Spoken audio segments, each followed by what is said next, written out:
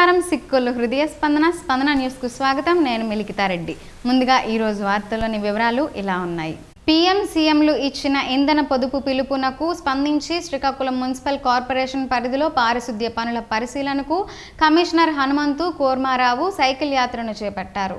నగరంలో రామలక్ష్మణ కోడల నుండి పెద్దపాడు గ్రామం వరకు సైకిల్ తొక్కుతూ పారిశుద్ధ్య కార్మికులు చేస్తున్న పనులను పరిశీలించారు. ఈ సందర్భంగా ఆయన మాట్లాడుతూ సైకిల్తో వార్డుల పర్యటన చేయడం వల్ల ఇంధన పొదుపు, సంపూర్ణ ఆరోగ్యం, పర్యావరణ పరిరక్షణ సాధ్యమవుతుందని అన్నారు. ప్రతి ఒక్కరూ విధిగా నగరంలో ఇక నుండి సైకిల్ మీద పర్యటనలు చేయాలని, సంపూర్ణ ఆరోగ్యానికి సైకిల్ ఎంతో మేలు చేస్తుందని అన్నారు.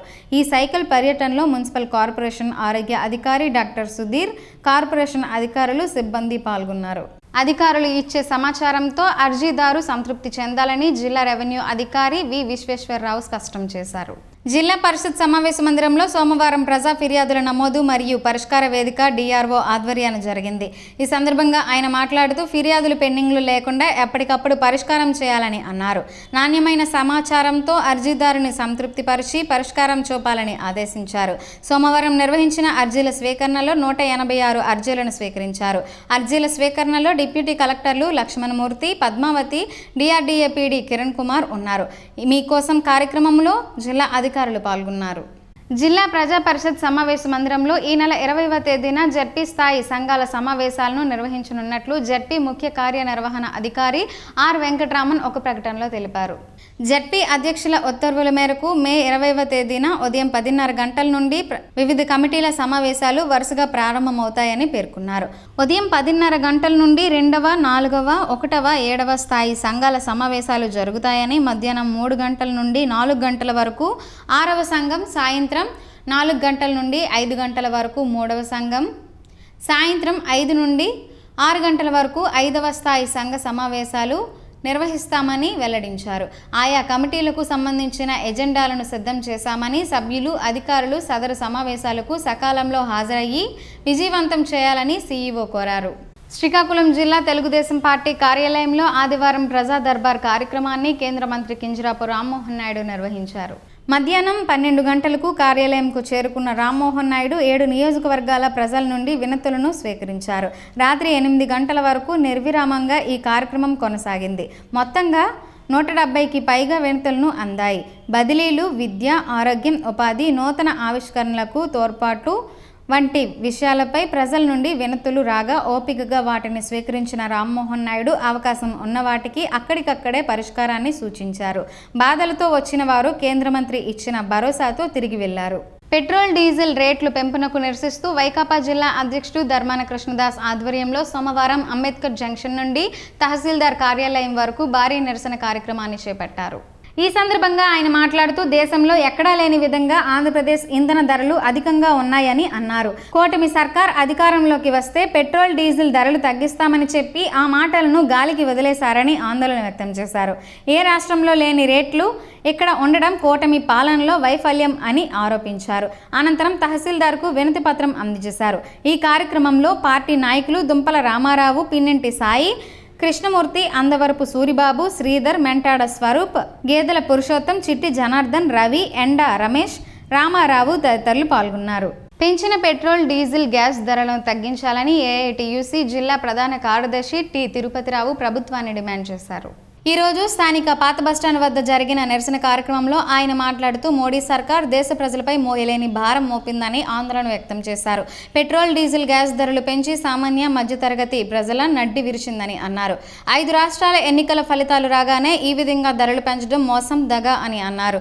ధరలు పెరగడం ద్వారా నిత్యావసరాలు, ప్రయాణ ఛార్జీలు విపరీతంగా పెంచారని ఆవేదన వ్యక్తం చేశారు. పశ్చిమాసియా యుద్ధాన్ని సాకుగా చూపి ప్రజలపై భారాన్ని మోపడం శోచనీయమని అన్నారు. పెట్రోల్, డీజిల్, గ్యాస్ ధరలు పెంచబోమని ఎన్నికల హామీగా చంద్రబాబు చెప్పారని, కానీ కేంద్ర ప్రభుత్వం కనుసన్నలో రాష్ట్ర ప్రభుత్వం కూడా పెంచడం దారుణమని అన్నారు.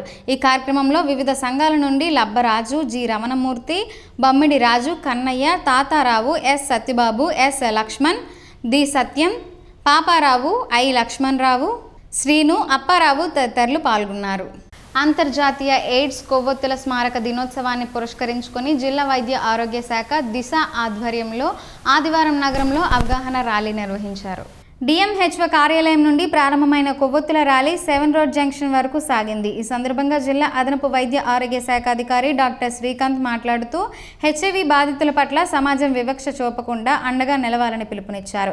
హెచ్ఐవి పూర్తిగా నియంత్రించదగిన వ్యాధి అని, ఏఆర్టీ చికిత్సతో సాధారణ జీవితం గడపవచ్చని తెలిపారు. ప్రస్తుతం ప్రభుత్వం ఉచితంగా హెచ్ఐవి పరీక్షలు, కౌన్సిలింగ్, మందులు అందిస్తున్నట్లు చెప్పారు. మనం గుర్తించుకుందాం, అవగాహన పెంపొందిద్దాం, వివక్షను అంతం చేద్దాం అనే నినాదంతో పోస్టర్లు ఆవిష్కరించారు. అనంతరం ఎయిడ్స్తో మరణించిన వారికి నివాళిగా కొవ్వొత్తులు వెలిగించి మౌనం పాటించారు. ఈ కార్యక్రమంలో Disha cluster programme manager Sailaja, cluster supervisor Amminaidu, మంత్రి వెంకటస్వామి, రెడ్ క్రాస్ ప్రతినిధులు, వైద్య సిబ్బంది, విద్యార్థులు పాల్గొన్నారు.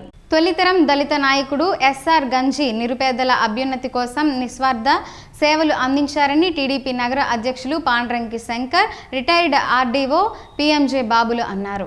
నగరంలోని గుంటి వీధిలో పేదలకు భోజనాలు, దుస్తులు, స్టీల్ ప్లేట్లు, పండ్లు పంపిణీ చేస్తూ ఎస్ఆర్ గంజి ప్రొఫెసర్ సంజీవయ్య వర్ధంతి కార్యక్రమాన్ని సోమవారం నిర్వహించారు.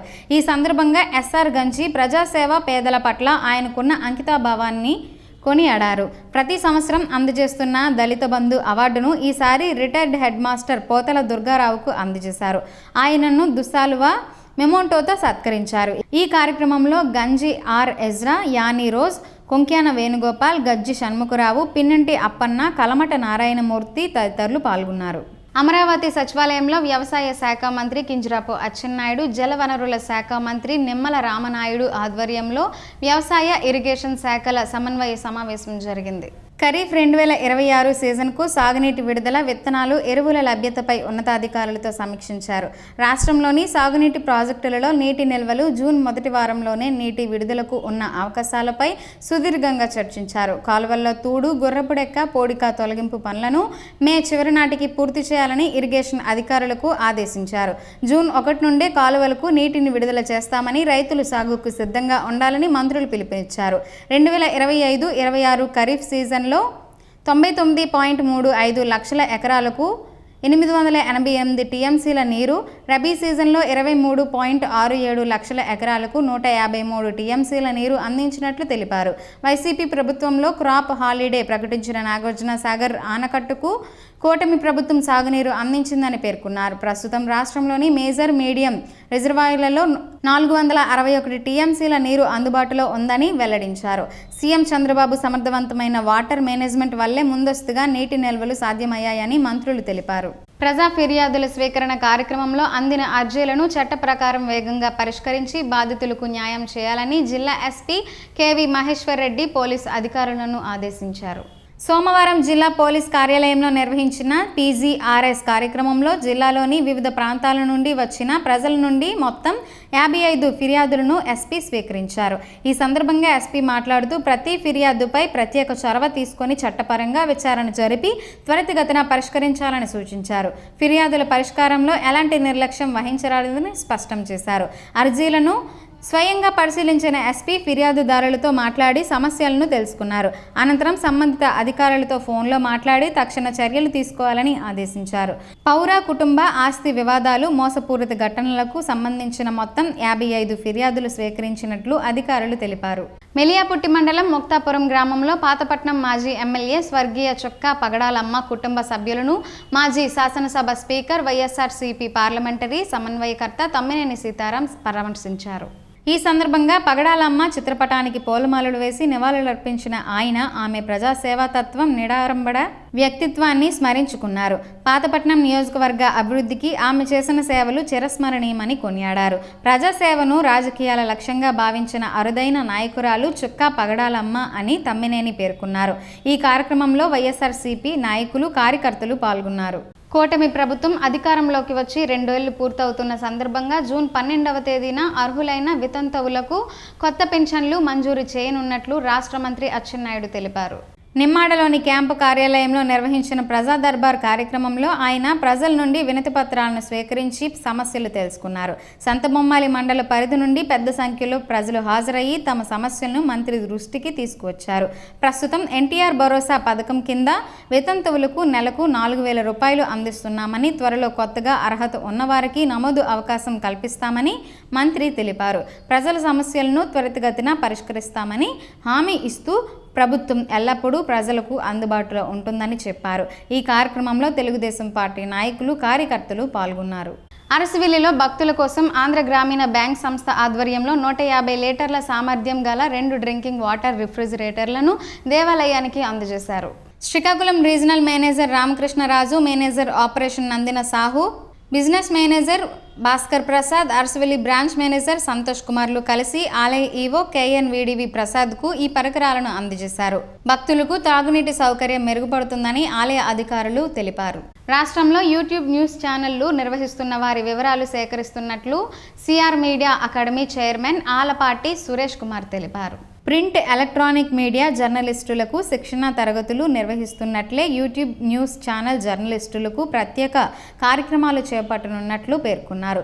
జిల్లాల వారీగా యూట్యూబ్ న్యూస్ ఛానల్ యజమానులు తమ వివరాలను pressacademy.ap@gmail.com మెయిల్ ఐడికి పంపాలని కోరారు. అలాగే జిల్లా సమాచార పౌర సంబంధాల అధికారి కార్యాలయానికి ఒక ప్రతిని అందజేయాలని సూచించారు. ఇటీవల విడుదల అయిన ఏపీ ఐసెట్ 26 పరీక్షా ఫలితాల్లో స్థానిక సన్ డిగ్రీ కళాశాల విద్యార్థులు సంచలన విజయాలు సాధించినట్లు ప్రిన్సిపల్ ఒక ప్రకటనలో వెల్లడించారు. కార్పొరేట్ కళాశాలలు కూడా సాధించలేని ర్యాంకులను తమ విద్యార్థులు కైవసం చేసుకోవడం చాలా ఆనందంగా ఉందని అన్నారు. BCA 3వ సంవత్సరం విద్యార్థి చిట్టూరి నవీన్ 81వ ర్యాంకు సాధించాడని, BC కంప్యూటర్ సైన్స్ 3వ సంవత్సరం విద్యార్థి భోగి కమలవర్ధన్ 148వ ర్యాంకు సాధించాడని తెలిపారు. ఈ సందర్భంగా విద్యార్థులను అభినందించినట్లు తెలిపారు. అందరి సహకారంతోనే ఈ విజయాలు నమోదు అయిందని, బోధనేతర సిబ్బందికి కూడా కృతజ్ఞతలు తెలిపారు. JCI శ్రీకాకుళం మధురం LO mentor Polishetty Madhubabu, JCI మధురం మాజీ అధ్యక్షురాలు డాక్టర్ సాయి వినూత పుట్టినరోజు సందర్భంగా ఖ్యాతి ఫౌండేషన్ వృద్ధాశ్రమంలో వృద్ధులకు భోజన సదుపాయం కల్పించారు. JCI శ్రీకాకుళం అధ్యక్షులు లక్ష్మణరావు ఆధ్వర్యంలో నిర్వహించిన ఈ కార్యక్రమంలో పాలిశెట్టి మధుబాబు మాట్లాడుతూ, పుట్టినరోజులు, పెళ్లి రోజుల సందర్భంగా వృద్ధాశ్రమాల్లో సేవా కార్యక్రమాలు నిర్వహించడం ఆనందాన్ని ఇస్తుందని తెలిపారు. ఇలాంటి సంస్థలను ఆదుకోవడం ప్రతి ఒక్కరి బాధ్యత అని అన్నారు. ఈ కార్యక్రమంలో secretary Mahesh, treasurer T Manohar, doctor Praveen, Palisetti Sai Rishitha, Palisetti Uma తదితరులు పాల్గొన్నారు. చిరుధాన్యాల్లో ఒకటైన ఊదలతో పలు ఆరోగ్య ప్రయోజనాలున్నాయని ఆరోగ్య నిపుణులు చెబుతున్నారు. ఆ వివరాలేంటో ఈ రోజు ప్రసారమయ్యే ఆరోగ్యమే మహాభాగ్యంలో తెలుసుకుందాం.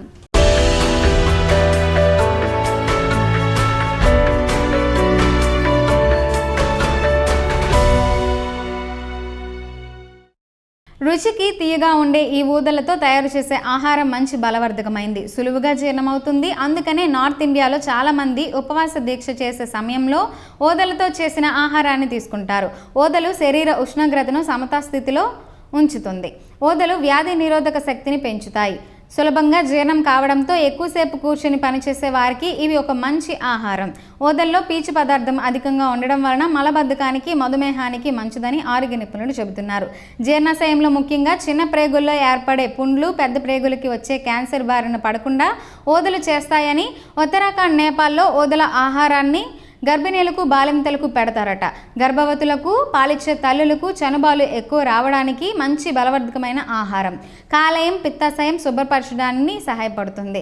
బ్లడ్ షుగర్ స్థాయిలు నియంత్రించడానికి, గుండె పనితీరు మెరుగుపరచడానికి సహాయపడుతుందని ఆరోగ్య నిపుణులు చెబుతున్నారు.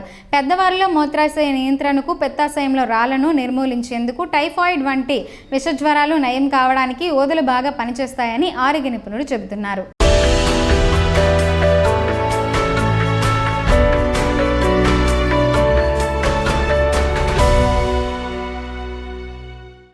ఈ రోజు వార్తల్లో ఒక మంచి మాటను విందాం, ఆచరిద్దాం. సమాజ శ్రేయస్సును కాంక్షించే మహనీయుల మాటలోంచి ఈరోజు. జీవనం గమనం గమ్యం. ఋషి చింతన. ఏ మనిషైనా జనాల కోసం త్యాగం చేసినప్పుడు అతను ప్రజల ఆస్తిగా స్వీకరించాలి. నీవు ఇతరులతో సరిపోల్చుకుంటే అసమర్థత మొదలగుతుంది. నీవు పరమాత్మను ఒకరిని మాత్రమే విశ్వసిస్తే సమర్థత మొదలగుతుంది. ఓం శ్రీ గాయత్ర్యై నమః. స్పందన ప్రేక్షకుల కోసం స్పందన న్యూస్ ఇప్పుడు యూట్యూబ్లో అందుబాటులో ఉంచడమైంది. SDV స్పేస్ స్పందన అని టైప్ చేసి వీక్షకులు తమ అనుకూల సమయంలో న్యూస్ని వీక్షించగలరు. ఈ వార్తలు ఇంతటితో సమాప్తం. తిరిగి మరలా ప్రసారమయ్యే స్పందన న్యూస్లో కలుసుకుందాం. అంతవరకు సెలవు. నమస్కారం. మీ మాటే మా బాట.